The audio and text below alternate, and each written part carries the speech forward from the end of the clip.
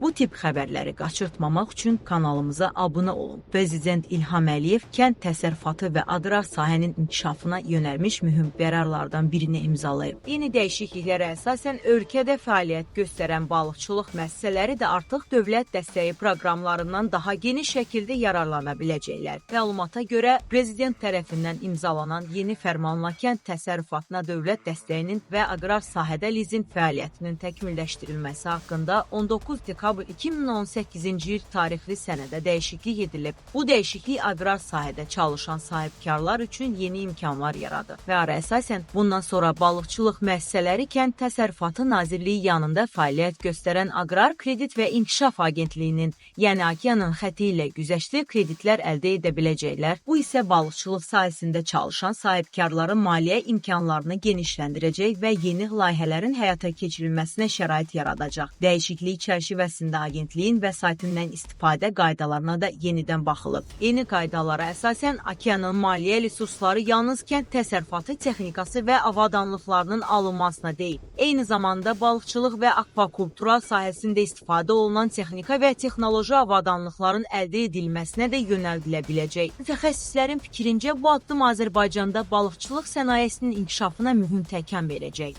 Xüsusilə süni göllərdə balıq yetişdirmə təsərrüfatlarında və akvakultura müəssisələrində çalışan sahibkarlar üçün yeni imkanlar yaranacaq. Güzəştli kreditlər hesabına daha müasir avadanlıqların alınması, istehsal gücünün artırılması və məhsuldarlığın yüksəldilməsi mümkün olacaq. Balıqçılıq sektoru son illərdə ölkənin ərzaq təhlükəsizliyi baxımından strateji istiqamətlərdən biri hesab edilir. Bu sahənin inkişafı həm daxili bazarın keyfiyyətli balıq məhsulları ilə təmin olunmasına, həm də ixrac potensialının artırılmasına xidmət edir. Yeni maliyyə dəstəyi mexanizmi isə sahibkarların fəaliyyətini genişləndirməsinə və yeni investisiyalar cəlb etməsinə kömək edə bilər. Ekspertlər bildirirlər ki, müasir texnologiyaların tətbiqi balıqçılıq təsərrüfatlarında məhsuldarlığın artmasına, istehsal xərclərinin azalmasına və daha keyfiyyətli məhsul əldə olunmasına imkan yaradır. Bu baxımdan dövlət tərəfindən təqdim olunan güzəştli kreditlər sektorun rəqabət qabiliyyətini yüksəldə bilər. Bundan əlavə, yeni qərarın regionlarda məşğulluğun artırılmasına da müsbət təsir göstərəcəyi gözlənilir. Balıqçılıq təsərrüfatlarının genişlənməsi yeni iş yerlərinin açılmasına, kənd yerlərində iqtisadi fəallığın artmasına və əhalinin gəlirlərinin yüksəlməsinə töhfə verə bilər. Qeyd edək ki, akvakultura dünyada sürətlə inkişaf edən sahələrdən biri hesab olunub. Balıqların və digər su canlılarının xüsusi şəraitdə yetişdirilməsi həm ərzaq təminatında, həm də iqtisadi inkişafda mühüm rol oynayır. Azərbaycanda da bu istiqamətdə həyata keçirilən layihələrin sayı son illərdə artmaqdadır. Yeni fərman dövlətin aqrar sektorun bütün istiqamətlərinə göstərdiyi dəstəyin davamı kimi qiymətləndirilir. Balıqçılıq və akvakultura sahəsində çalışan sahibkarların güzəştli kreditlərdən yararlanması onların fəaliyyətinin genişlənməsinə,